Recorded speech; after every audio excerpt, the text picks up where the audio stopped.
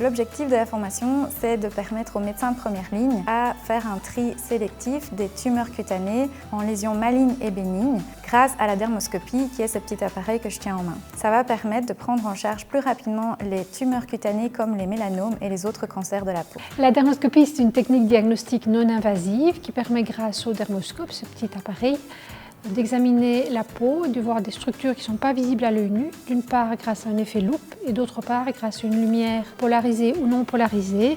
Donc on examine la peau et on peut voir toutes sortes de choses qu'on ne verra pas à l'œil nu. La dermoscopie est une méthode diagnostique qui est très utile et devient un outil indispensable pour les médecins de première ligne dans le diagnostic des tumeurs cutanées. Ça nous est donc apparu essentiel de proposer cette formation aux cliniques universitaires Saint-Luc et donc en Belgique, car notre service de dermatologie est pionnier dans la dermoscopie.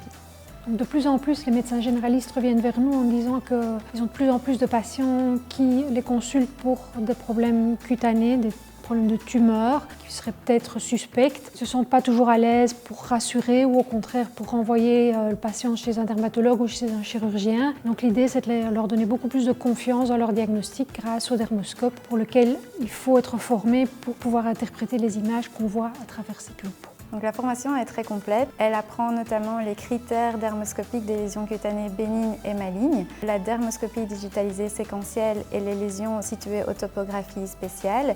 Et finalement, on parlera de la prévention, des facteurs de risque des tumeurs cutanées malignes et de la prise en charge de ces tumeurs en médecine de première ligne. Donc, il s'agit d'une formation qui au total fait environ 25 heures. Elle est donnée entièrement en e-learning et en français. Donc d'une part, il y a des vidéos qu'on a voulu faire très didactiques. Ensuite, les médecins pourront s'entraîner via des exercices. On fait des évaluations formatives qui font chacun leur rythme à la maison.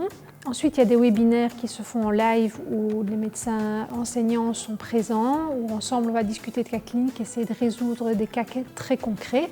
Et finalement, il y a des évaluations plus structurées qui se font au début, pendant la formation et à la fin de la formation. Cette formation est pour les médecins généralistes, les médecins assistants candidats spécialistes en médecine générale et les médecins du travail.